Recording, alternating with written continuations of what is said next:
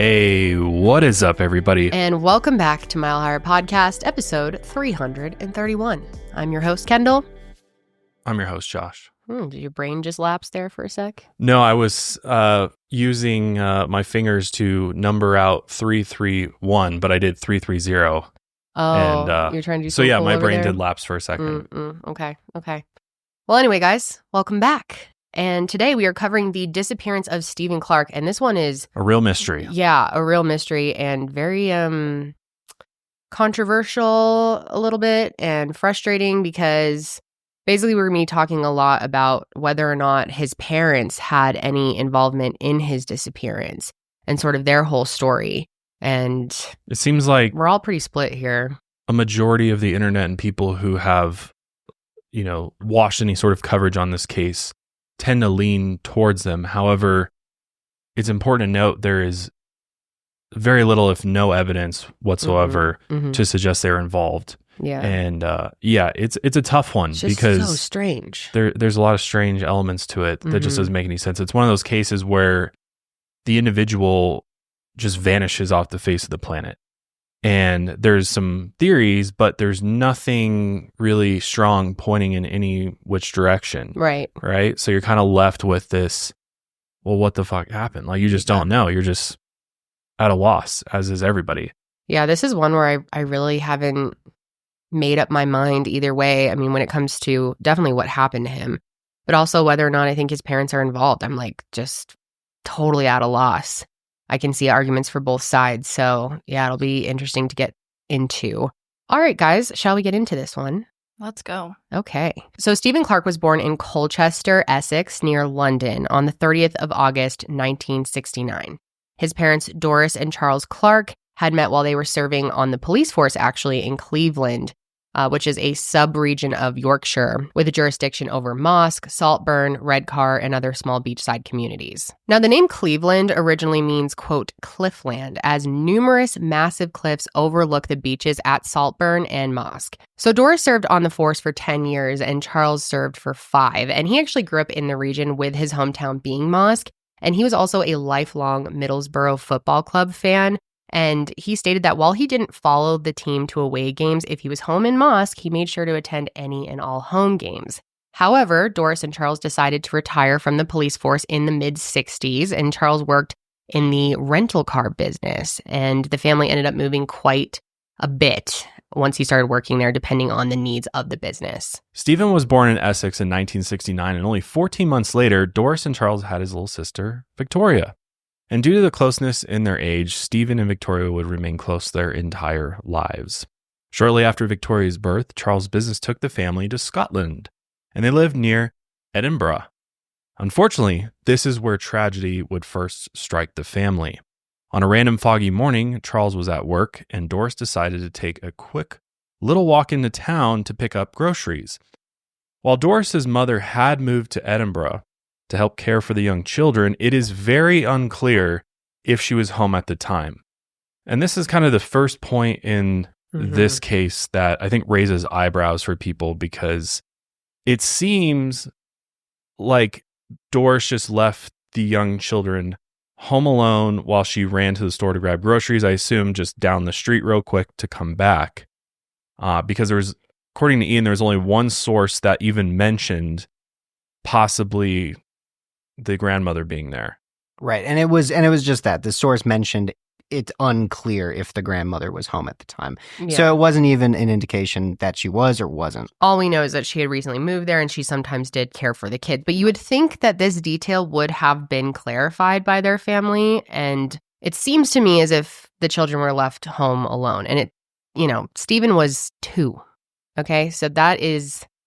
This was a different time period as well. I think we all have to remember. Yeah, but... Parents were just a little bit different in the way they went about parenting back then. Yeah. But still, that's very young to just leave your kids. Can you imagine leaving No. our daughter at home? I was saying to Josh earlier, even if we had to if we were forced to sit on the driveway for 10 minutes with her alone in the house, I would be losing my mind. The things that a 2-year-old can get into inside your home, and then you could lock them in. But then if something happens, they can't get out. It's so mind-blowing to me thinking of leaving a toddler home, and I don't really care what time it was. It's not like this was 100 years ago or Yeah. It's like, there was less stranger danger at There's the time. definitely- We talk about that a lot, but Definitely. 2-year-olds were 2-year-olds back then too. I don't know. It's crazy. Seems like a major lapse in judgment here, Yeah. especially considering the events that occurred right after. So again, Stephen's just 2 years old. And I don't mean to mom shame. And of course, we don't know. Maybe the grandma was home and they wanted to leave that detail out to not put blame on her. That's possible as well. Yeah, we have no idea. But based on all accounts through sources when researching this case, there's very little mention as to what the actual situation going on. But regardless, it doesn't change what happened next, because Stephen actually ended up leaving the house. So he opened the door after his mother left to follow after her into town. At this point, Doris was already a reasonable distance away from the house and away from Stephen. So she didn't notice him following her. On her way to get groceries, she did notice a lorry, which is a large transport truck, rounding the corner past her, but she didn't really make anything of it. She's just trying to rush down, grab those groceries, come right back. But on her way back from the store, she noticed a large commotion on the road where this large truck had stopped. And when she approached the crowd, she realized what had happened. The large truck had hit 2-year-old Stephen in the middle of the road, which is just extremely tragic. So fucked up. Doris immediately rushed Stephen to the hospital, and at first it was very unclear if he would even live through this whole ordeal. The truck had crushed his left side and left him in a coma. The doctors told Doris and Charles that if Stephen lived, he would likely never be able to walk and talk again. However, after spending a month in a coma, 2-year-old Stephen pulled through and woke up. While his left arm and leg were permanently disfigured, Doris and Charles were committed to their son and his recovery. So they spent years putting Stephen through physical therapy, and soon enough, he was able to walk and talk again, though he could not use his left arm and walked with a pronounced limp. Doris said that after the accident, Stephen was, quote, not the same little boy anymore. Very tragic situation. Just horrible. I'm sure she's lived with a lot of guilt because of that. Yeah, and that's why I don't mean to add to any of that. I just think it's like you obviously can't tell this story without discussing that fact. I think people find it odd that she's not clarified what happened, and if somebody was there and maybe she just didn't see him and it was just kind of a freak accident thing, and where he got out. Maybe she hasn't, because it doesn't actually, the situation doesn't really apply to the case at all. No. So. No. However, as Stephen grew up, he still had a very outgoing, friendly, and very extroverted personality. Victoria said that Stephen was always quick to make friends no matter where they moved, and she described herself as more reserved, and he would always kind of be the one in the family to lead conversations at the dinner table and also with friends. And they ended up moving to Scotland, and that would not be the last move for their family.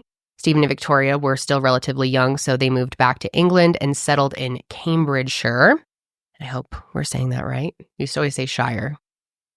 Yeah, I love saying Shire, but it sounds I know now that is not right. Sure. Yeah. We always really struggle with the UK names, but we're doing our best. But the problem with living there is the cold and humidity of the UK made it hard for Stephen to recover, because while he had regained, his ability to walk, it was important for him to move every day and walk as much as possible. And that became difficult during the fall and the winter. Gets really cold. Yes, it up does. there. Then in the early 1980s, Charles went on a business trip to South Africa. And when he returned, he described the country as a, quote, paradise. And so he decided to move his family across the world as soon as possible. So they would spend the next 10 years in Johannesburg. And Stephen and Victoria spent most of their childhoods in South Africa, which I've heard is a wonderful place. When it comes to cooking and eating, there's always one problem: the time it takes to do it. And these days, with our schedules busier than ever, parents with a 2-year-old, if you know, you know, it can be difficult to get dinner on the table in a timely fashion and also get your child in bed at a decent hour. That's right. And so, we've tried a lot of meal kits out there, as many of you know, but we've really been surprised at how much we've loved Hungry Root. Yeah, we're big fans so far. What I love about Hungry Root is it doesn't take 30 minutes to an hour to make a meal. A lot of their meats and seafoods come pre-cooked. And so it's just a matter of heating it up, heating up some of the other ingredients, and then boom, you've got a delicious meal on the table in like 15 minutes. Like what did we make last week that was absolutely delicious? The salmon, garlic soy salmon with the noodles that it came. Oh my gosh, that was one of my favorite meals. And what's cool is the noodles were a boutique brand I never heard of before, and they were absolutely delicious. Yeah, they introduced you to a lot of cool brands that are also healthy. Yeah. You know, healthier. And I also love that they have options to get meals that are for 2 servings and then some for 4 versus a lot of meal kits you have to commit to a certain amount per week. And it's nice for us to get like a 2-person meal when we want it, and then we just feed our daughter something else, or just, you know, we can really cater it to us. Plus you can also customize the recipe and remove an ingredient if you don't want it. Unique to them, I believe, where you can actually drill down to, so say it has onion in it, the recipe has onions and you don't like onions, you can actually just subtract the onions from it. So you don't have to pay or have, you know, waste food that you're not going to use anyway, which is really cool. And what's great about Hungry Root is their meals and foods have no high fructose corn syrup in it, no artificial sweeteners or preservatives. They only source top quality meat and seafood free of hormones and antibiotics, which is really cool. We had wild caught tuna last night, and then the salmon's wild caught as well. And we also have bison for this week too, from Colorado. Yeah.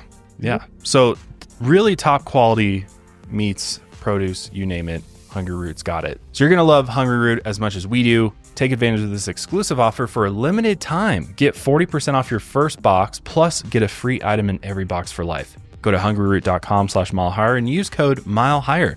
That's hungryroot.com/milehigher, code milehigher to get 40% off your first box and a free item of your choice for life. hungryroot.com/milehigher, code milehigher. Victoria describes their time in South Africa as a, quote, adventure every day. And she talked about one afternoon specifically where they were swimming along the beach with their friends, and then she and Stephen returned after dark, and they saw a fisherman pull in a massive shark. And they immediately realized that the water that they had spent the whole day swimming in was infested with sharks, which I've always heard South Africa has crazy sharks. Crazy shark population, for sure. Especially, what is it? Cape Town is really known for it. Yep. There's a lot of, if you look at concentrations of shark attacks, that's definitely one of the hot spots on the planet. But still, even then, people are swimming in the ocean but all day, still, every day. Yeah. Very rarely does it happen. Yeah. And that's exactly what the two of them did. Yep. Victoria said that they, at first, were like, we're never going back. But then the next day, they were back in those waters again with little care in the world. As we all are usually when going to the beach. You know they're there. Yep. You put that out of your mind and enjoy the water. But it does, you ever out there and then all of a sudden you realize it and you're like, I got to make a speedy run in. Or you just see a weird shadow. Yes. You ever out there alone where you can't touch? And you're like bobbing down, and then you're like, wait a second. And then you just slowly come back to shore. Yeah, especially in darker water, like on the East Coast. Yeah. What's interesting, though, is most shark attacks happen in shallow water. Yeah. Where you're standing, as opposed to out in deep water. I don't like that. Why? I always thought the opposite. Probably because sharks can see you better in open water. And so they're able to actually identify you because they can see the whole body as opposed to just like your legs or your feet or something. So a lot of shark attacks happen in like waist deep water.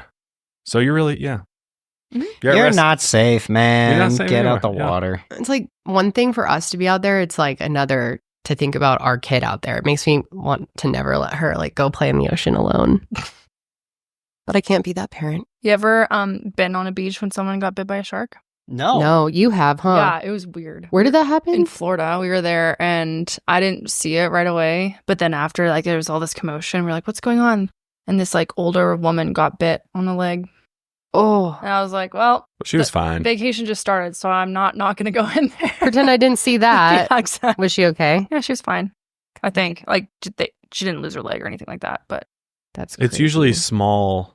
Yeah, it wasn't small anything. Sharks, It wasn't like a great white, but yeah. It would be cool to get the nickname Shark Bite. Yeah. That would be be sick. cool. Have like a wicked scar too. Yes, dude. And it would be wicked. It would be. You'd have to like wear a shark tooth on your neck. Every day. Oh, I until you would die. 1,000%. Absolutely. That would be my whole personality. Yeah. Big dude. For sure. For sure.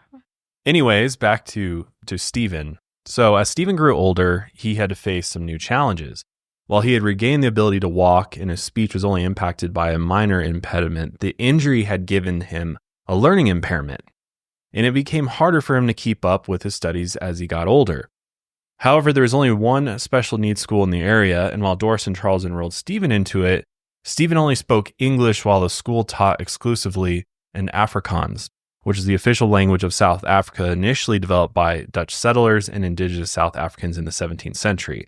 So if Stephen wanted to do well in this new school, he would basically have to learn a second language in order to do so. And luckily, that's exactly what Stephen did. Stephen committed himself to his studies and graduated with honors around 1989, which kudos to him. I mean, after going through all of that and then to learn another language and graduate with honors is pretty impressive. Waller, I could never. Don't even start on that. Wish so bad I would have paid attention in my language classes I know, in high same. school. But still, there was another issue. Stephen noticed that he could not find employment in South Africa after he graduated. Doris and Charles feared that businesses and companies were discriminating against Stephen for his disability. And they realized that if Stephen wanted to find work and live independently of his parents, they'd have to move back to the UK, where Stephen's employment prospects would hopefully improve. After Victoria graduated, the family moved yet again to the UK, settling in Guildford near London in 1990. This was difficult for Stephen and Victoria, who are now both young adults, because all their friends, their whole childhood pretty much was back in South Africa, and they felt like the family was once again starting over. To hammer this feeling even further, Victoria described that it had snowed heavily in Guildford on the day they moved back from sunny beachside South Africa. So definitely an adjustment. Still, Stephen was very outgoing and determined to make friends back in his home country. Stephen and Victoria became involved with FAB, which stands for Physically Handicapped Able-Bodied.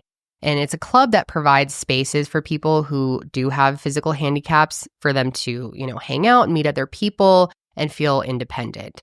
Stephen was able to make new friends and get started building his new life. However, unfortunately, Charles had lost his job only 1 year after returning to the UK, and they didn't know where to go.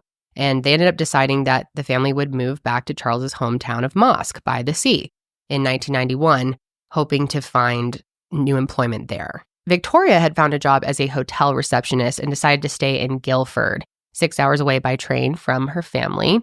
Still, she committed to staying in touch and speaking with Stephen and her parents most days over the phone and visiting during the holidays as well. Victoria recalled one of her last conversations with Stephen that highlighted his dark humor. He asked her, quote, "If you could kill yourself, how would you do it?" And Victoria responded, quote, "I don't know, but if you do, can I have your hi-fi?" Which is a stereo system? Yeah, like an old stereo systems type thing. The hi-fi. It's like the Wi-Fi, but the hi-fi.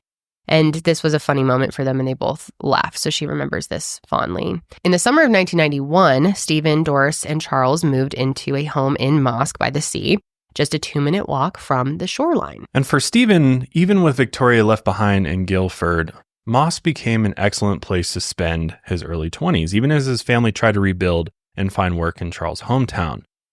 Marske is an ancient town situated between the seaside resort towns of Redcar and Saltburn. Very old towns as well. And we're talking less than 10,000 people reside in these towns. I mean, they're real small, real close-knit, beautiful. They look like beautiful locations. We'll definitely have to check them out at some point. Because, the scenery, I mean, the cliffs overlooking the ocean, it's just like gorgeous. But the earliest mention of Marske in written record comes from the Domesday Book of 1086, which is an early census of England and Wales. St. Germain's Church was consecrated between 1042 and 1056. Even the Marske Brass Band was a traditional band that taught instruments to all ages and was established in 1875. And Stephen would attend the brass band during this time in Marske. Stephen quickly made a vibrant life for himself and his family while he lived in Marske. He worked for the Leonard Cheshire Home, a foundation that provides residential therapy, social activities, and training for people with disabilities.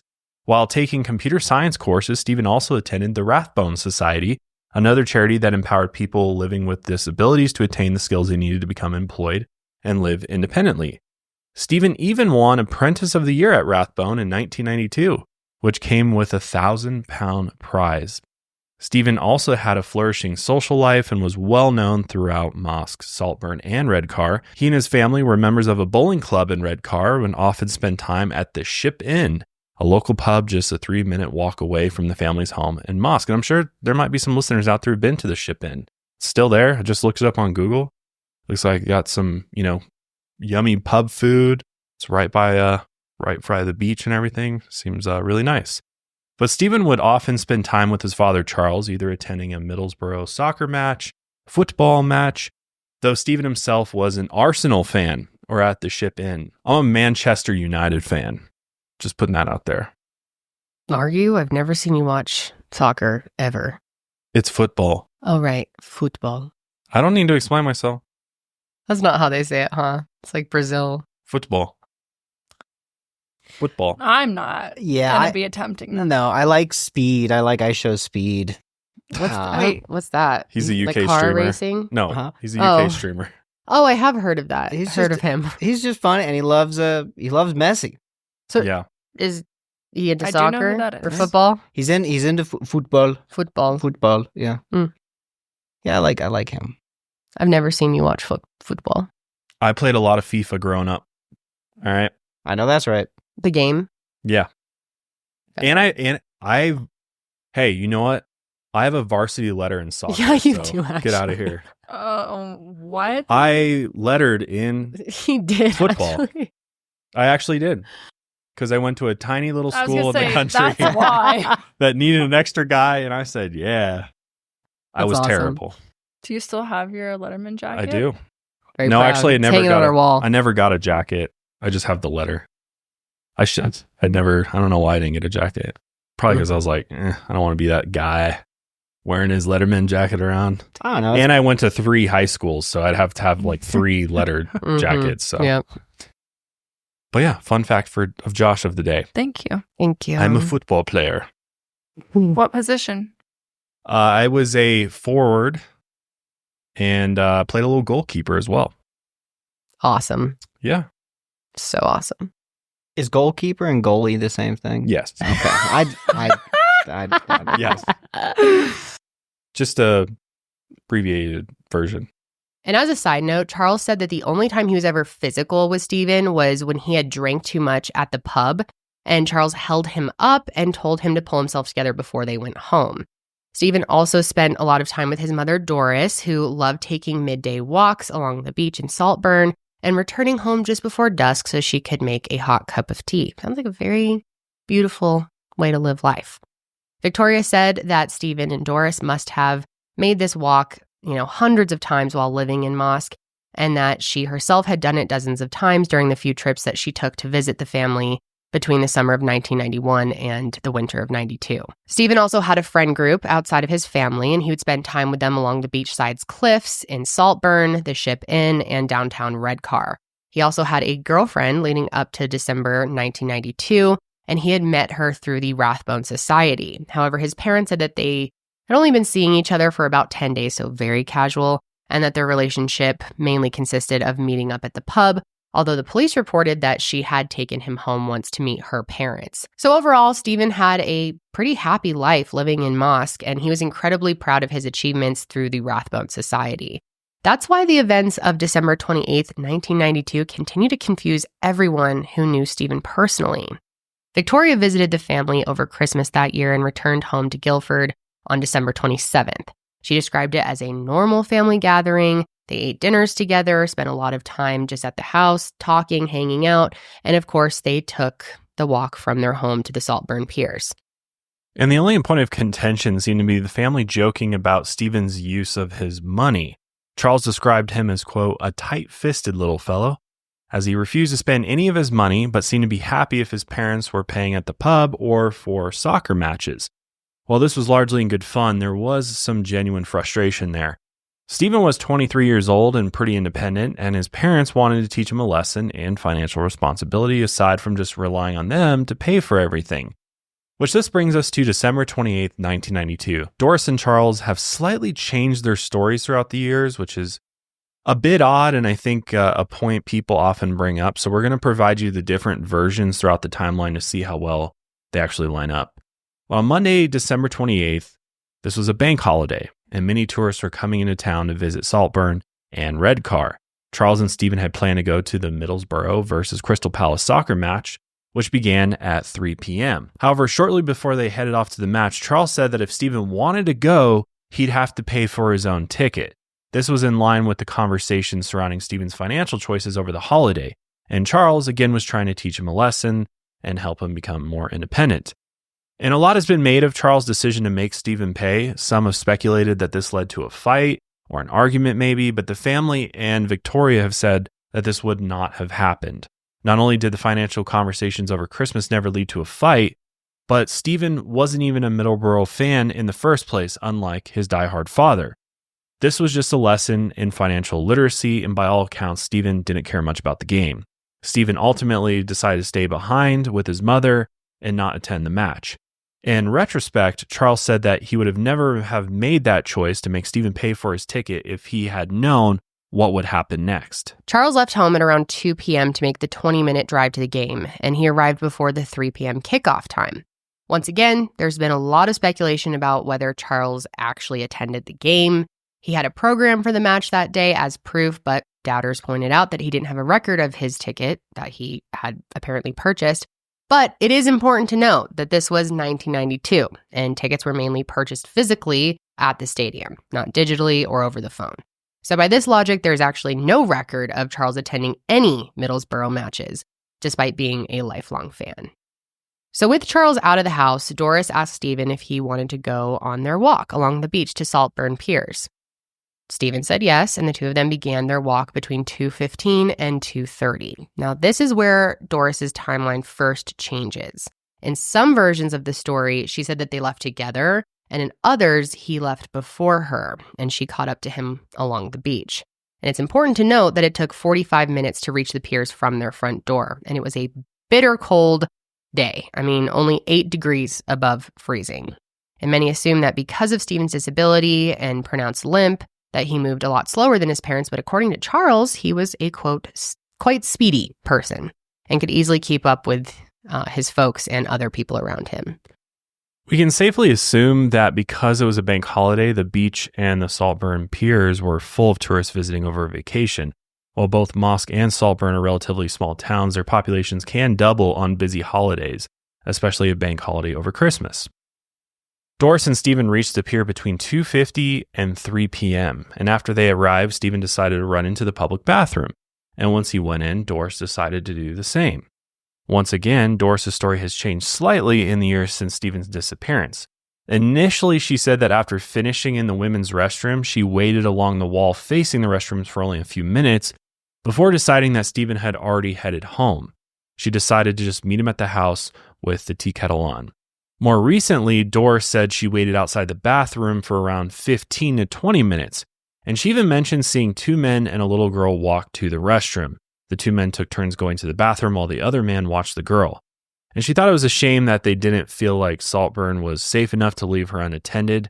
But what's interesting about this is that we have no way to confirm that any of this happened, let alone if there was actually these 2 men or a little girl that had never been identified or contacted by law enforcement. So this is purely going off of what Doris remembers. Remembering something that happened 20, 30 years ago, your story could naturally change slightly. Mm-hmm. However, based on other cases of parents who have missing children, most of the times they remember that day their child disappears like it was yesterday. Or something like this happens. Yeah. And they can recall every detail. But again, everybody's different. Yeah. It's a weird situation because as you'll understand, all of these things were brought up and she had to, re-go over the timeline much later, 28 years later. So, you do have to consider that. Although I will say it seems like that day would be super ingrained in your brain. But everyone's different. Doesn't prove anything. But either way, Doris left the pier restroom area between 3:05 and 3:20. And many people think it's pretty strange that she didn't check on Stephen in the restroom. And again, of course, hindsight is 20/20, and Stephen was a 23-year-old man. Doris said that he would have been, quote, mortified if she had gone in there to check on him and hadn't heard anything, that would have tipped her off to any disturbance going on in there. So she didn't have any reason to believe something was going wrong. I guess just to put in my thoughts, if I was with literally anybody, whether it was my child or not, or I was saying to Ian earlier, if I was somewhere with Ian and he was in the restroom and I was waiting for him and he never came out, I would not just leave. I just probably would have asked someone to go in there and say, hey, can you shout Ian, just to make sure, because what if they're sick or something? It's just kind of strange to walk away, in my opinion, but especially if it's your child, regardless of what age or the circumstances. So I just personally found that pretty strange. But I'm curious to hear what you guys think. Yeah. As do most people. It seems that way. Who have taken a look at this case. I think we're all kind of like a little weirded out. However, if you look at it from the flip side, they've supposedly done this walk a million times, right? Mhm. So this is not like that big of a deal, and maybe there's been instances in the past where this exact scenario played out. I mean, it's just going to the bathroom. It's not anything Mhm. crazy. And so maybe they've met up at home later on separately. I think in my mind, because this is not just a 5-10 minute walk back to the Right. house, this is a 45 minutes. pretty long walk that the whole reason for going on it in the first place is to conversate with one another Mm-hmm. the entire way that there and back. So it's a little odd. That's really all I can say. It's a little odd to me, but again, maybe it's not that odd for them. Yeah. I don't know, like I was saying before, now at 27, having a friend or someone check in on me, I would be more understanding. I'd be like, oh, thanks. Yeah, I'm good. Yeah. But if my mom would have done that when I was 23, I'd be like, get out of here. What Yeah. are you doing? Or Yeah. I would have been totally embarrassed. So, For sure to go in there. yeah. I think, yeah. I mean, I wouldn't go into a men's restroom, Right. Regardless of who was in there, but I think I would stick around or ask someone who's going in, And- just, it's odd. Yeah, I think that's I really don't cast any suspicions on the family. Just personally, I don't see that. Mhm. But I do think that's the weirdest thing is just not sticking around. It's Yeah. not. It's. I just feel like that's kind of our natural inclination is to wait for the other person to finish Right. in the restroom, and then you're like, all right, let's go. And I guess if you think from her perspective, she was thinking, oh, maybe he finished much earlier than he came out earlier than me and already As went guys home. usually and- do. Right. That's true. Usually it's in and out for us most of the time. Mm-hmm. Here's the thing that trips me up though. Based on what Doris said, if she stayed just a few minutes and then just decided to head out, it's possible that maybe Stephen was still in there when she just decided to head back, thinking, the same thing, that he had already head back. But what's weird to me is that now she's remembering sticking around 15 to 20 minutes outside of the bathroom. That's not a short amount of time. That's a lot of sitting there looking at the bathroom. And what are you doing during the 15, 20 minutes? You're probably wondering what's going on. And then to never even have somebody go and check after you just waited outside for 15, 20 minutes. And then all of a sudden she's like, well, I guess it's been 15, 20 minutes. Maybe he just went home already. It's just very weird to me. I think that could have been her exact thinking, though. Like, if he hasn't come out now, he probably did leave before But me. He's probably almost If home it's by been now. 15 to 20 minutes, I think any person would probably get impatient at something and be like, hey, can you just see if they're in? Like, that's a long 20 minutes to sit outside the bathroom. That's a long time. Mm-hmm. You know what I mean? Yeah, it is. Because if your friend's in the bathroom for 15, 20 minutes, something's going on. Like, you all right in there, buddy? Yeah. I've seen parents in the past, like, just go up to the door and be like, hey, Yeah. hey, Steven, are you in there? You okay, Yeah. buddy? Yeah. And none of that happens. She just all of a sudden after 20 minutes is like, well, he must have gone home, and then just decides to go home. Right. And you can say the whole argument of hindsight's 20/20, but obviously her mind wasn't going to him being missing. But yeah, like you said, you would just think he could be sick or something. I don't know. It is certainly strange. But I guess her staying there for that 15 minutes sort of adds to I'm also her care a very little curious bit, you know? about what they talked about on that walk. What did they actually talk about on their way there? Because one scenario that comes in my mind is, what if they had some type of talk and he was upset with her or something, and he decided, I'm just going to hide out in the bathroom for my mom, and she'll just eventually leave, knowing that's how this is going to play out. And then so that he doesn't have to walk back with her. Maybe he was like, I'm going to go elsewhere after this. If that was the case, she probably would have reported that. It's possible they just didn't talk at all on this walk. They take this walk all the time. Maybe they were just enjoying the scenery minutes? and hanging out. Yeah. In silence, walking. Yeah, they're together all the time. He lives with them. So it's not like this is a rare occasion where she gets to see her grown son.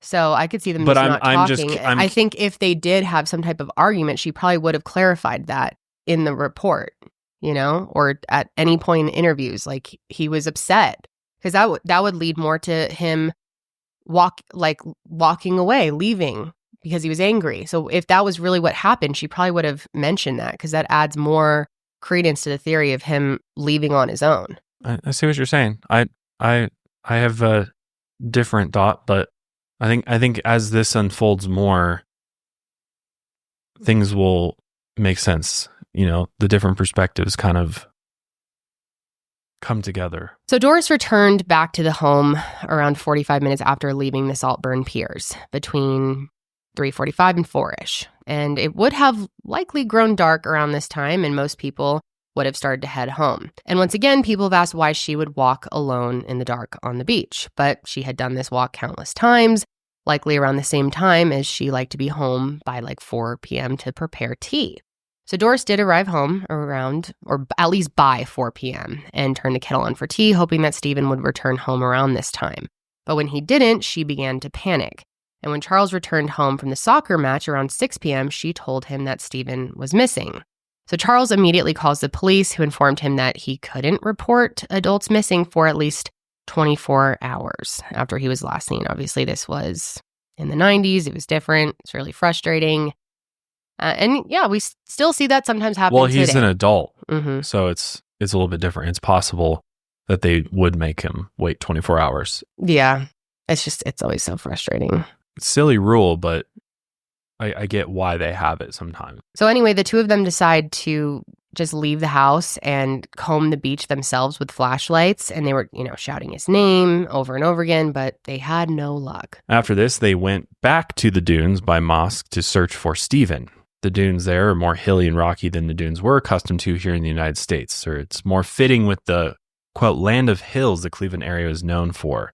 I mean, just seeing pictures and video of this, these are serious cliffs. 100 plus feet tall, sheer rock faces. And looking out the expanse, Charles imagined that Stephen might have fallen into one of the many rocky crevasses and knew there was no way he and Doris could find him alone that night. So they returned home and informed Victoria as soon as they could about Stephen's disappearance. The next day, they officially reported Stephen missing to the Cleveland police. And unfortunately, really not much happened, it seems like. There's really not a lot of work that was done by the police other than the very basics. Yeah. And it doesn't seem like they took it very seriously, which is a shame. There's just no record of what was, or any record released as to what was discussed. Did they interview at this point? Did they, what was actually done? What did they canvass? How hard did they search the cliffs? Because then years just went by and there was just no sign of Stephen. While the Clarks worked tirelessly in the first few years of his disappearance to try and find him, this spurred dozens of news articles, milk cartons, and partnering with other families of missing people in an attempt to spread awareness for their son's case. And it doesn't seem like much was done as far as an official investigation was concerned. While the Cleveland police opened a dedicated incident room in order to respond to the hundreds of tips that came in and took daily reports from the caretakers of the Saltburn Piers and Cliffs, little was done outside of the searches undertaken by the Clark family. And yes, hundreds of tips did come in. Stephen's disappearance had been a huge story initially, especially among the more salacious publications like the Daily Mail. Unfortunately, these tips did not go anywhere, and only 2 sightings were considered somewhat credible at the time. The first came in from a man named Stan Camish, who knew Stephen and the Clark family from the Ship Inn. On the 3rd of January, 1993, just days after Stephen disappeared, Stan gave an interview with the Cleveland police to report that he had seen Stephen in Redcar at around 2 p.m. on December 30th, which was 2 days after he was last seen by Doris going into the restroom at the Saltburn Piers. While he was talking with a friend, Stan reportedly saw Stephen walking past the Gazette offices into the town center. And he said that because he was in conversation with this friend, he was unable to speak to Stephen or catch his attention and was unaware at this point that he was missing. However, some outlets have reported that Stan did speak to Stephen during this initial sighting, but the official Cleveland police case file does not report them being in conversation. However, during efforts to revitalize the investigation in 1999, a detective once again visited Stan to get his story, and Stan this time changed his version of what happened.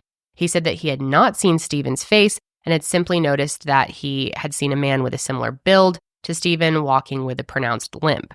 And the distance of the sighting also changed. Initially, Stan said that he was standing relatively close to Stephen at the time of the sighting, but now he said that he was at least 30 yards away from the man that he thought could have been Stephen. So, completely different story we're looking at now. It pretty much discredits it. Yeah. The other somewhat credible sighting came from a woman who knew Stephen through a relative who worked at the bowling club the Clarks were members of. The woman said that on January 14, 1993, she was looking out of her living room window in Saltburn when she saw Stephen walk across the road toward an area known as Glenside Terrace. The woman reported that Stephen was with a man between 50 and 60 who was bald with gray hair around the sides of his head and wore thick glasses. Stephen was not speaking to the man, and it appeared that Stephen was trying to keep up with him as he walked. The woman knew Stephen was missing and reported this sighting to the police, who told the local media on January 22, 1993. While this was considered the only other credible sighting for nearly 30 years, a new investigation team put together in 2019 went to the woman's home and discovered that not only was her living room a considerable distance away from the road, but that it would have been dark out at the time of the sighting, which would really render any actual identification nearly impossible. Yeah. And so maybe she saw, maybe not. Mm-hmm. Impossible to say. On top of that, the middle-aged man Stephen was walking with has never been identified. So what about other theories regarding Stephen's disappearance? Well, some have said that perhaps Stephen was kidnapped or attacked while in the bathroom. While human trafficking is an issue in the town of Redcar, as highlighted by more recent police initiatives, traffickers typically target younger people, though of course anyone can become a victim of human trafficking. I did a little research on human trafficking of people with disabilities, and they are actually at a higher risk of being human trafficked and often targeted. But based on the research, it seems like they usually are targeting younger individuals and individuals with more mental disabilities as opposed to physical disabilities, because obviously a lot easier for them to traffic and manipulate and, force to do whatever they're planning to do. While researching this, I did try to find information regarding just people with disabilities who have gone missing. And it's interesting that it's similar to the study you just named, because almost all of the research is about more mental disabilities as opposed to physical. There's not really that many. There's not that many numbers regarding people with physical disabilities going missing. So I don't know. I think there's a gap in research that should be filled there. Yeah. 100%. Yeah, that'd be interesting to have more information on. Mm-hmm. It is a much higher probability for a female as opposed to a male. For human trafficking? Yes. Oh, yeah, definitely. Yeah. Mm-hmm. So is it a possibility in this case? Yes, it's always a possibility. But is it the most likely? I don't feel that way. Mm-mm. I think and also we have to remember this area was busier than normal. This is over the holidays. There's a ton of tourists in town. Which this is a public restroom. Could also lead to a higher risk in the sense of there's more people. Maybe there's more bad people. They know it's a busy time. Yeah, that's a good point. There's a lot of random True. people that are there that aren't familiar with the space because they're visiting or whatever. Right. So, yeah. Plus, on that note, if someone had tried to abduct or attack Stephen in the bathroom, it would have certainly been heard by Doris in the women's room next door, or while she was waiting outside, or by other people in the bathrooms, considering how busy it actually was. And if Doris's second version of events is to be trusted, at least 2 other people went into the men's room immediately after Stephen did, and neither of them saw or heard anything. Granted, the men in Doris's story have never been identified or come forward, so it's possible that they did hear something. It would have been really nice to figure out who they were and speak to them, but it's too late now. And while Stephen did have his physical disabilities, he was a relatively large man and pretty mobile. So if he were attacked, there's a good chance that he would have fought back, and those surrounding the bathroom would have noticed a commotion. So if Stephen wasn't attacked in the bathrooms, then what else could have happened? The Saltburn bathrooms are in front of the large beachside cliffs up a hill. So some have wondered if maybe Stephen potentially left the restroom before Doris noticed his friends near the cliffs and went up there to speak with them. While none of Stephen's friends have come forward to say that they saw him on the day of his disappearance, there is a chance that he could have walked to the cliffs independently once he finished up in the restroom. Because again, the Saltburn cliffs are incredibly dangerous, especially if you stand near the edge. The ground near the cliff edge is unstable and often crumbles, leading people to fall to their deaths on the beach below. 7 years ago, 2 boys named Harry Watson and Alex Yauman died after taking photos on the Saltburn cliffs. The boys were in good spirits and loved the outdoors, but the ground near the cliff edge was unstable. Harry's mother, Tanya Watson, has said it was, quote, a tragic accident. However, those who fall from the cliffs usually end up on the beach below or washed up ashore near the Saltburn area. Numerous Coast Guards and locals who care for the area have reported that they found no bodies or anything suspicious in the days after Stephen's disappearance. And while the cliff can crumble, the majority of deaths at the Saltburn cliffs are usually suicides. Every member of the Clark family has reported that Stephen was in good spirits, had a girlfriend, and employment prospects through the Rathbone Society, and was excited about the future. Yeah, I really think the suicide theory can be pretty much ruled out. It seems highly, highly unlikely that that was the case. So what about the chance that Stephen willingly disappeared? This is also obviously unlikely. Stephen left his glasses, his passport, his wallet, which included his bank cards and his ID, at the house before they went on the walk. Also, his bank account has been completely untouched, and he never deposited that 1,000-pound prize from the Rathbone Society. So if Stephen willingly disappeared, he did so without any money, identification, or a way to gain employment. So I really, again, think that one can be pretty much ruled out. It makes no sense. One more theory says that Stephen was harmed before he went on the walk with his mother. This would assume that Doris and Charles lied to police and were most likely involved in Stephen's disappearance. In September of 1999, the police in Guisborough received an anonymous letter regarding Stephen. While the contents of this letter have never been made fully public, it is alleged that it says that Doris and Charles killed Stephen and buried him in their back garden. While the police in 1999 did not find this credible, the new investigation team did. And so on September 16th, 2020, pretty recently, Doris at age 80 and Charles at age 78 were arrested on suspicion of the murder of Stephen Clark, which is pretty crazy and out of the blue to make this arrest, all of this time later. They were just completely shocked, and so was the public. And of course, it stirred up a ton more discussion about it, media coverage and everything like that. And at this time, Victoria was working from home, and she was visited by 2 police officers who knocked on the door during a conference call. And she said that, quote, when you have 2 detectives on your door asking to come in, you are really panicking about what has happened. And the police told her, quote, look, there's no easy way to say this. We might as well just come out with it. We have just arrested your parents on the suspicion of murdering Stephen. And I'm sure she was just That's shocking. floored. Yeah. Yeah. The police questioned Victoria for 4 hours, while on September 16th, Doris and Charles were interrogated at the station in Redcar for over 6 hours. And they alleged that Doris and Charles were violent people, although they provided no evidence or motive for them allegedly murdering Stephen. And that's been the biggest thing for me, is there is no motive. I can't think of anything. Yeah, at least no motive that's been publicly released. That's true. And, you know what I mean? They're doing an investigation, so I don't know how much they're going to tell them. But as far as we know, it seems like there's nothing there. The entire time, the Clark family, who never reported any sort of violence at all, were wondering where they possibly got this information. A day later, on September 17th, police urged the anonymous letter writer to come forward in order to strengthen their case. After Doris and Charles were released on bail, they were forced to stay in a hotel in Redcar while police searched their home. And on September 19th, Cleveland police rolled up and set up a tent outside of the Clarks' home to serve as an investigation center. And for 5 days, police dug up their garden and removed their shed after finding an area of interest underneath it.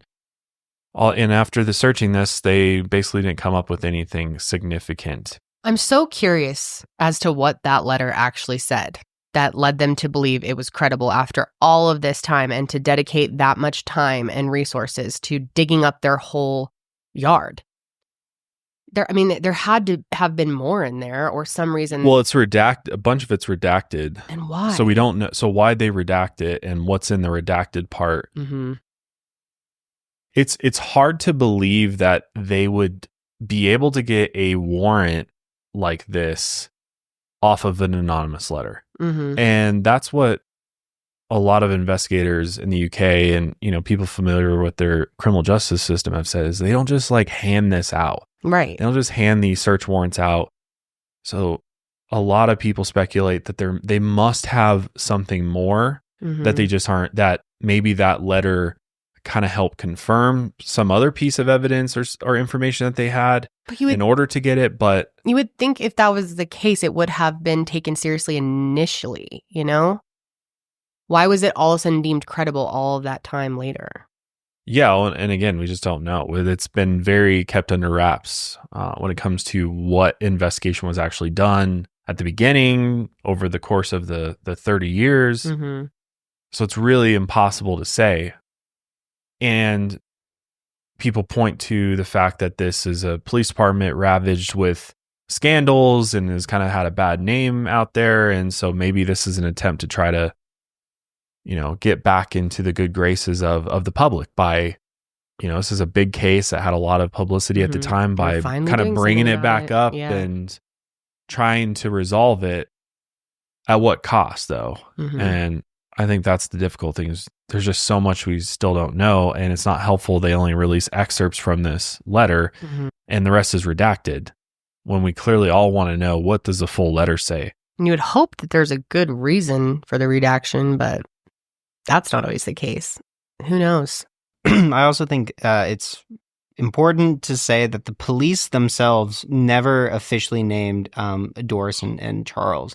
They immediately after they were released on bail went to the media and were like, we just got arrested.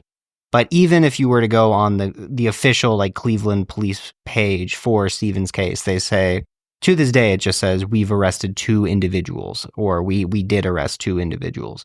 That's strange. Yeah, it's also, it's just very curious as to why they would have done that with all of the publicity that followed. Yeah, people know. Yeah, we know they arrested them. So why keep that a secret as well? It's bizarre. This case is so strange. A lot of it doesn't make any sense. It's just like on suspicion, right? Like here in the US, you can't just arrest somebody on suspicion. You've got to have more than that. So it's like, is that just especially from an anonymous letter? Is that just a UK thing? I don't know. That they have that ability, or what's going on there? Just, I don't know. Yeah, we're missing no something. Circumstantial evidence or really anything. You know what? It's a new year, and you know what that means? That's right. It's time to rocket your finances to the top, baby. It's time to get those savings in check. Time to take a look at all of those subscriptions that you picked up over 2024 and figure out which ones you're still using, because I bet you money that you aren't using half of the subscriptions that you're paying for. And instead of taking all this time out of your precious day to comb through your bank statements, log into 18 different accounts to try to figure out where you're paying them from, why not just get Rocket Money, the best personal finance app that I've used and I personally use on a daily basis. Rocket Money is the app that helps find and cancel those unwanted subscriptions for you. It monitors your spending and even helps you lower your bills so you can grow your savings. What's not to love about that? I got all of my accounts hooked up to it. You can have your checking, your savings, your investment accounts. Literally every account that you use for your finances, you can plug into Rocket Money, track all of it from one place. And what's great is it actually sorts out your expenses. It gives you your dates for upcoming bills coming out of your account. It makes it so easy. Just by setting up Rocket Money, I guarantee you will probably start saving money just from being more organized. But on top of that, it'll alert you to utilities bills. Like for me, it was my internet bill. They're like, hey, I think we can save you money here. Just upload a picture of your bill and we'll do the rest. And sure enough, that's what they did. Save us $30 a month on internet service. It was amazing. They go do all of it for you. You don't have to even lift a finger or lift your phone. It's an amazing service. I recommend it to absolutely everybody. And if you use their premium features, you get access to like credit monitoring, net worth tracking, and a bunch of other features, which I think are well worth a couple bucks a month. So Rocket Money has saved over 5 million users, including myself, a total of $500 million in canceled subscriptions, saving members up to $740 a year when using all of the app's premium features. So cancel your unwanted subscriptions and reach your financial goals faster with Rocket Money. Go to rocketmoney.com/milehigher today. That's rocketmoney.com/milehigher. That's rocketmoney.com/milehigher. So instead of staying at the hotel in Redcar, they actually wanted to stay with Victoria during this time, but they were worried about breaking the rules and then getting into further trouble due to the COVID lockdowns. An ITV documentary called Accused of Murdering Our Son, the Stephen Clark story, chronicled Doris and Charles during this time. Victoria said, quote, "Mom and Dad were in a state of shock. They'd been pitted against each other. It was just awful. The way they were treated was diabolical." After months under police suspicion, it became clear that the only bit of evidence suspecting them of murder, as far as we know, was the anonymous letter from 1999. Cleveland police urged the letter writer to reveal themselves and any information that could lead to an arrest. Months later, the letter writer did come forward, and while her identity is unknown to the public, she did not know the Clarks personally and had never heard of Stephen before his disappearance. And she had said she wrote the letter as, quote, a concerned citizen. Which makes this even more bizarre that they would make a move like that from a concerned citizen who didn't know them and had no reason to be making these accusations. Yeah, and if you look at this letter, we have the picture of the envelope. Stephen's name is misspelled on it, and she sent it to the wrong police department. It seems like back in 99, why didn't they do anything with it? They probably just thought it was bogus, and it seems like it is. I don't know. I don't know what's going on. It just seems like either this is like a PR stunt for the police department to try to, get some publicity. That doesn't look good. I mean, to the public, they're seeing these elderly people. I mean, they're 80 and 78. Yeah, it's not a good look. No. And it's like, yes, you do have to keep in mind that when this happened, they were, would they have been 50? They would have been in their like late 40s, early 50s around. Okay. Yeah. So you do have to consider that because it's like, obviously you see these two older people and think, oh, they would have never done something like this. This is so fucked up. And yes, it is fucked up, after all this time for them to be going through this, especially if they didn't do anything. But yeah, you got to keep in mind. So it could have just been a giant oopsie by the police department because they believe that based on the information, whether it be from the letter or whoever else, that Stephen was buried in their backyard. Mm-hmm. And I don't know if that people speculated that's what was in the letter and that's why it's redacted. It's just flat out said that. And maybe the person had some other name in there that tipped them off to this information or something. We don't know, but that's why I guess they were able to go get that warrant to dig up the backyard because they felt like it was credible enough to do it. Mm-hmm. I mean, I'm trying not to think that they're all just clowns and this is just like it's looking a little circusy. I know, but it's like, is it really that bad? Are they really that bad at their jobs that they would just do this? Seems that way and wouldn't be shocking to me. But now that the letter had been largely debunked, Doris and Charles are looking for anything to clear their names. Luckily, during this ordeal, an anonymous person did come forward with a sighting that was unreported during Stephen's initial disappearance. A witness came forward and reported seeing a man who they thought looked like Stephen walking from his home towards the ship inn between 3 and 4 p.m. on December 28th, 1992. And this fits in nicely with Doris's timeline, and if true, it would mean that Stephen had walked home after visiting the pier and disappeared sometime after 4, meaning it would have been impossible for Doris and Clark to have harmed Stephen before the walk. Also, how could they have killed Stephen and buried him in the backyard without alerting their neighbors? Of course, that could happen, but that also seems unlikely. But the Cleveland police took this sighting as credible, which is also confusing. Yeah. It's like based off nothing? And that's the thing is with the only sighting we know, like the only witness whose name we have is Stan Camish's name. Mhm. And I think that's largely because he passed away, I believe, like in 2010. But the woman who supposedly saw Stephen in Saltburn, and now this additional witness, we don't know who they are. We don't know what this other person's relationship was to Stephen. And we also don't know why after 30 years they came forward and were like, oh no, I saw him. Yeah. It's like all of those things would lead you to believe it's probably not credible. Right. But anyway, Doris and Charles, because this sighting was took as credible, were cleared of all suspicion in February of 2021. And here's Doris and Charles recounting their experience on national news. 8 years ago, Yeah. I never heard a word. And then suddenly there's a knock on the door, and you have the police there arrested. The fact that you are accused of his murder. They It is shocking. tear up your house. They tear up your garden. Oh, What was your motive for allegedly killing him? Well, there's, I don't think they really there was said anything about a motive. It just, there was nothing said like that. they never said that at all. No. So there must, you've worked with this case. In a murder, there is a motive, surely. Yeah. It is the most bizarre case, and I've investigated many, many cases. They get arrested on suspicion of the murder of their son. They're interviewed twice, then they're released on bail.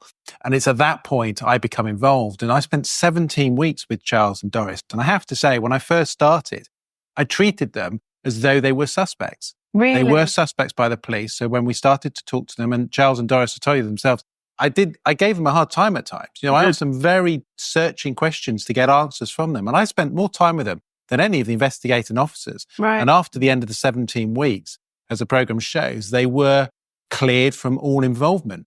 But what we do show in the program is we now will reveal totally the evidence that the police have got in relation to Charles and Doris. And people can make up their own mind as how strong that evidence is. But I think what you do see is a journey quite uniquely of the impact of being arrested on suspicion of your son's murder 28 years on.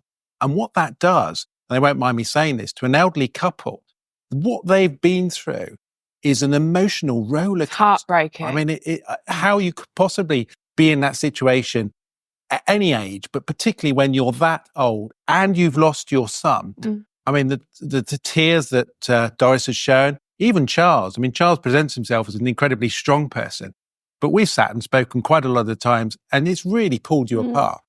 How, as I was saying before, as parents, it is every parent's worst nightmare. Your son's been missing for 28 years. Getting that knock at the door, which must have hit you like a bolt out of the blue. Yeah. How do you cope with that? I don't know. I suppose we're fairly laid back as a couple. But when they rang the doorbell and I opened the door, it's only 8 o'clock in the morning. They came without any warning whatsoever and asked where Charles was. And I said, well, he's in the shower. And so I had to call him down, and he came down. And again, we were cautioned and told that we were being arrested for the murder of Stephen Clark. Well, I think I gave a laugh, you know, a sort of nervous laugh, because I couldn't believe it. Well, I mean, it was shocking that particular time. I mean, we'd spent 28 years trying to get the police involved. Right. And they hardly ever, every year they would appear and say, how is Stephen, where is he, and all the rest of it. Yeah, that is a good point he makes. You know, how insanely frustrating that would be after all that time when you're trying to get them to take it more seriously and to help more. They just show up and they're like, okay. I mean, it would be traumatizing. And if they really had no involvement, which I think I really lean that way. I mean, just how horrific of an experience that would be, especially at their age. I mean, any age, but it's horrible. I think it's very clear that the police just failed in this case completely. From the beginning to now, seems like they've never taken it very seriously. And if they really did just arrest them off of an anonymous letter, then shame on them. That's just poor investigation. Well, that certainly seems to be the case. It's just wild to me. I'd be so interested to hear their perspective on it and hear some, spokesperson for the Cleveland police come forward and give their take on what happened, what's going on, how did we end up here, and are you just trying to save face somehow? I mean, what a horrible way to try to save No, I know face. It just made them look so much worse. It backfired for sure. Hello, my name is Sean Page, DCI, Cleveland Police. This week we are in Saltburn, searching an area of woodland as the investigation into the disappearance of Stephen Clark continues. Anybody with any information respecting his disappearance should contact Cleveland Police on 101 or contact Crime Stoppers on 0800 555 111. Thank you. I don't know. It's just like, what happened? Just nothing happened at the beginning. Mm-hmm. Nobody did anything. Nobody took it seriously. 30 years go by. They get a letter and they're like, well, maybe might as well go try digging up the garden and see if it's legit. Especially because this letter was sent way But to before accuse then, them and arrest them and treat them like criminals before any sort of evidence or trial has happened is wrong. Yeah. And they should have just handled it way different. You know what I mean? And not brought just be them in like for further questioning or something like that. Parade them around like these guys are murderers. They killed their son and put that out into the public sphere. And I think that also just corrodes their investigation further, where it's like it just is so clear they don't know what the hell is going on. Yeah. And this is a true cold case. And that's just where it's at. And unfortunately, the parents had to get dragged through the mud for it, but it's a really tough one, man. There's just no good options. There's no plausible leads or theories. It's just something happened to him. And I think that's mainly why people have pointed to the parents, and why the police went after the parents, because nothing else makes any sense.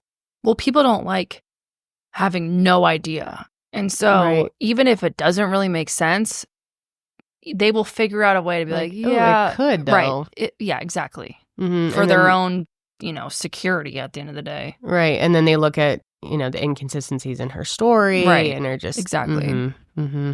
Which, again, I don't think that, I understand some people think that is odd, but I think until you've gone through something that traumatic, you can't really judge.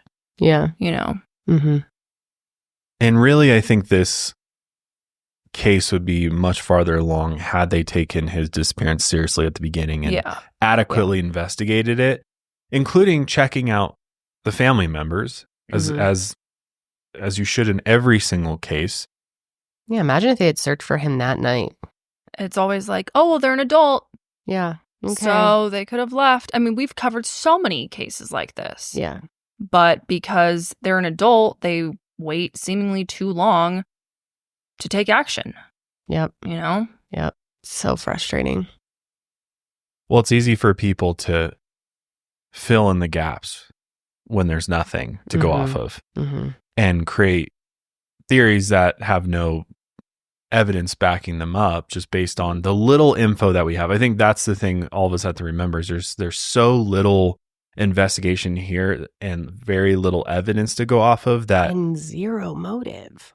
Yeah, the motive is why? Like the only thing I could think of is if they really were involved, maybe it was some type of accident that was covered up. Like that would make the most sense. There was some type of domestic situation that unfolded. It got out of hand. Possibly, or something else that they were somehow responsible for. Or, I don't know. I just don't see them plotting a murder together and covering it up. But who knows? Who knows? It's again, it's hard to look at them now and think that way. You have to like put your mind back to where in 90 too. Mm-hmm. Yeah. So much different situation. And could be different people. People change over time. Mm-hmm. So police continued to look for evidence once Doris and Charles were cleared. And this seemed to be kind of just for show. Like, seems like a lot of things for them have been in this case. But they searched along the popular trails near Saltburn and Redcar. And The Clarks had thoroughly searched those areas in the nearly 30 years since Stephen's disappearance. While we're unsure what other evidence the police had against Doris and Charles, there are other potential motivations behind their arrest. Because as I kind of alluded to earlier, the Cleveland Police Department was bogged down by scandals throughout the 2010s for failing to respond adequately to violent crimes and kidnapping cases. In 2019, new Chief Constable Richard Lewis openly stated, "We're letting you down." And of course, Stephen's case was revitalized in 2019, so it seems like the arrest of Doris and Charles was an attempt to get good press from a well-known cold case, which obviously backfired in their faces. And so you would think they would have thought. I just am like so perplexed at that whole situation. So stupid. And would love to hear from the police about what happened there. Why'd you do this? As of today, Stephen Clark has been missing for 32 years. And on the Missing podcast, Victoria said, quote, "I want to set the record straight. I want people to be searching for Stephen and to know that he came from a good home and from a family that loves and cares for him and just wants him to come back." Despite everything, Doris and Charles still hope Stephen will return home. They still live in the same house in Marske and still have his wallet and glasses in case he returns. Doris pointed to the case of Ricardo James, who disappeared from his family in 1998 but returned out of nowhere 24 years later.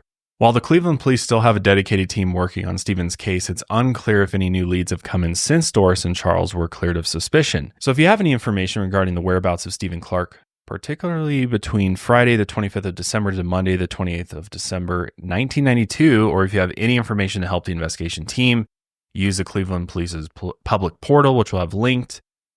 Or Crime Stoppers have issued a £10,000, which is roughly $12,300, reward on the case for key information on the disappearance of Stephen Clark.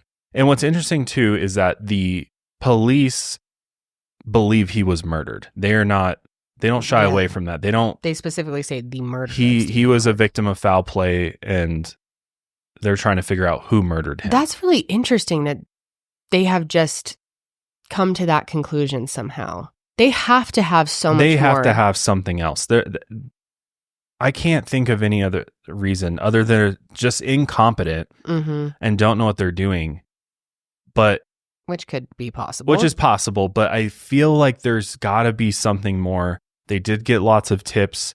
There has to be something that's just not being publicly. Do you think that they're saying the murder of Stephen Clark so that it justifies the arrests more? Could be. Because if they're still unsure of what even happened, it looks even worse. Well, I think it could, from that angle, it could also be just to keep people interested and get people to call in tips because they believe it's a murder as opposed to just somebody who's gone missing. What if he was kidnapped and he's still alive and being held somewhere? They have no idea if he was murdered. I mean, personally, I think the most likely scenario is it was some type of accident that he had possibly gone to the cliffs. And yes, it seems they would have probably found a body, but that doesn't always happen. I mean, there are plenty of situations where it's very obvious that that's what happened, and then a body was never recovered. So to me, that seems like that's probably what happened. But if they're really that confident about a murder taking place, I mean, obviously they have to have more information that would point them in the parents' direction.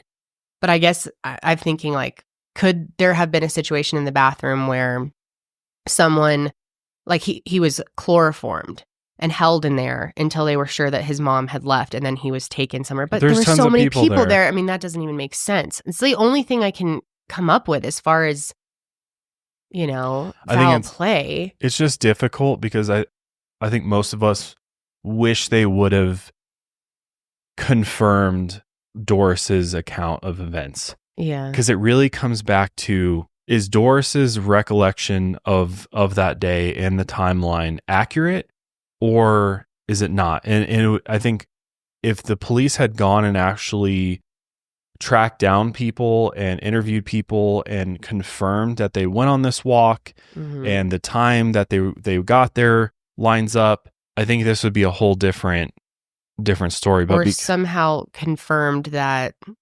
Charles was actually at Charles, that match. right. They were never able to confirm that Charles was at the...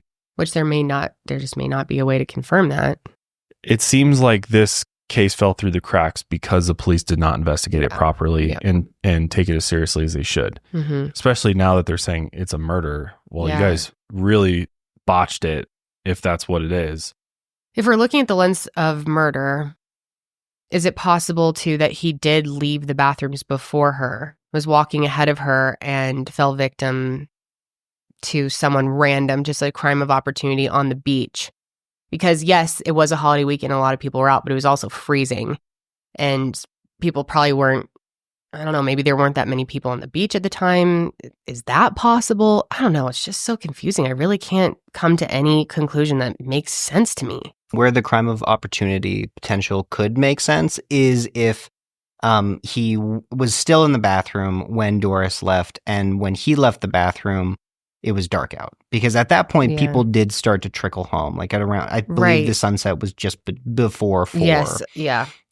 So if he would have stayed in the bathroom till 3:15, 3:30 even, who knows? Yeah. And then was walking, there's a higher chance at that point that, there would be less people on the beach when the sun finally went down. Yeah, that's a good point. That would make even more sense. Still, the sun was, the beaches were popular, and even if it was getting dark and they were getting less popular, people were trickling home at that point. Yeah. They weren't completely empty. And of course, there's that third sighting that the police indicated they thought was credible, which I don't know if I think they're credible at this point. Yeah, exactly. Like, who knows why they decided this is the one. But that, if we want to believe that places Stephen closer to his home around 4. Yeah. So, yeah, it's just, I don't know which way to look either, really. I don't know. There's like a tiny part of me that believes maybe they really did. If he didn't go to that game and they never had, maybe none of their story happened at all.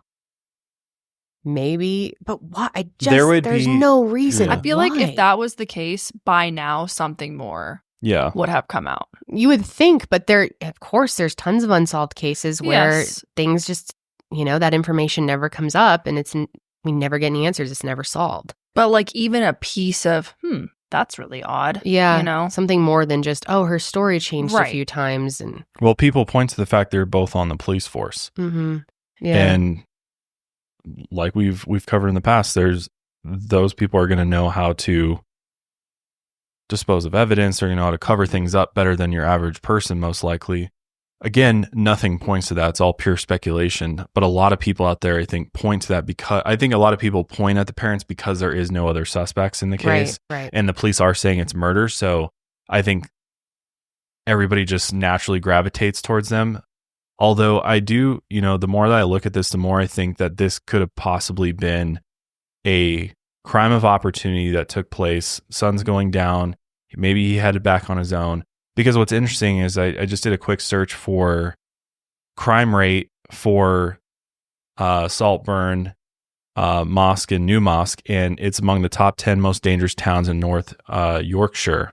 It's the 37th most dangerous overall out of the North Yorkshire's 699 towns. And the most common crimes are violence and sexual offenses. And again, we talk about the police department being incompetent in solving kidnapping cases. And so I think some of that points to there could be a crime problem in this area.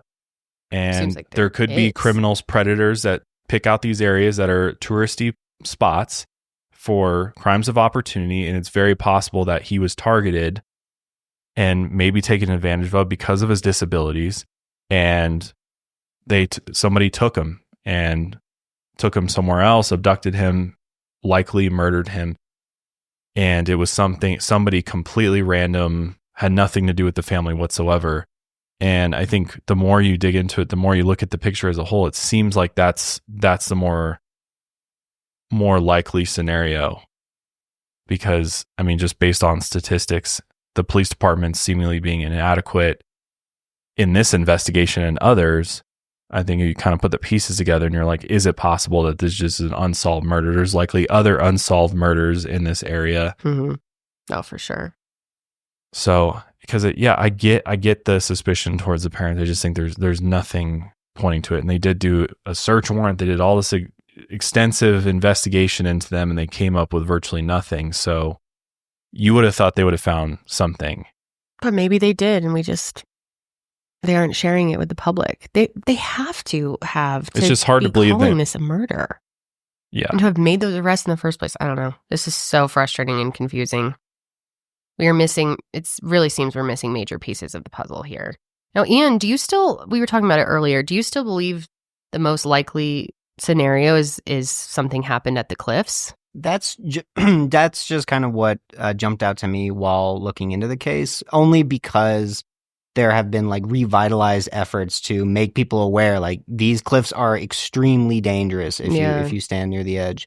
So that's why that kind of piqued my interest there, because the bathrooms are so close to the cliffs, and on top of that, it was sunset. It's a very beautiful view. Yeah, that's a good point. Yeah, too. you know, in one of the articles I was reading about how dangerous the cliffs were, there was like one of the caretakers saw a married couple like just chilling on the edge, holding hands while the sun was going down, and then only a day later, or maybe even a couple hours later, someone died. You know, someone died like very close to that spot. And at this point in time, there are signs all over the cliffs being like, don't stand towards the edge, or also having like the National Suicide Prevention Hotline, you know, having that number printed everywhere. So, because that's also the main reason people die there, is because they're going there to end their lives. But back in 1992, there weren't signs like that. You know, you wouldn't have been made aware that the cliffs were crumbling unless you had stood there yourself. So that's why I see it. But where the wrench that gets thrown in there is that it's the beach underneath it, unless it's high tide. Right. And even if it were high tide, you know, his remains would have been washed up somewhere along the shore that is very, very heavily patrolled by the caretakers and Coast Guard, because it is such a huge problem, and they want to recover these bodies as quickly as possible. So that's where it kind of falls apart, is that you'd think, especially after it was reported, and those were the only people who were listening or were looking for Stephen, you know, they would have found something. And then you also think about the fact that it was so busy, and you just brought up a great point about sunset. Right. You'd think at least a couple people would have been out there at that time and would have seen and heard. If the cliff crumbled or someone fell off, he probably would have, you know, screamed. Yeah. Oh, it's so bizarre. God, this one's like starting to hurt my brain. Just terrible, though. Poor Stephen. Yeah. I think the police department failed big time. Yeah. They really messed this one up. Well, I'm very curious to hear what our audience thinks, because, from what we've seen, a lot of the commentary online is very suspicious of the parents. But I think it's also because a lot of coverage on this case is either one-sided or lacks a lot of these other details and statistics that we brought up in this episode to help reinforce some of the other theories. Because I think, and also just people judge other people based on appearance, what they say. Like with this documentary, if you go, after watching this, go watch the documentary. I'm curious to hear what your thoughts are on it, because a lot of people watch that documentary and are likely people not from the UK, so we don't understand how they talk. We don't understand their humor. And some of the things they say in the documentary, when I first watched it, I was like, I'll admit that's a little weird. We both felt, we watched it together. The way that it comes off, and it's just like, I don't know them personally, so that could just be who they are, how they are, and that's how people in this region are. But a lot of people just are quick to judge them based off of that. And because the documentary, the investigator goes in there and he seemingly does this investigation. As you heard in the last clip we played of them on the television interview, he asks them like point blank, did you kill your son? And like he tries to ask them all these tough questions that I think everybody wants to hear.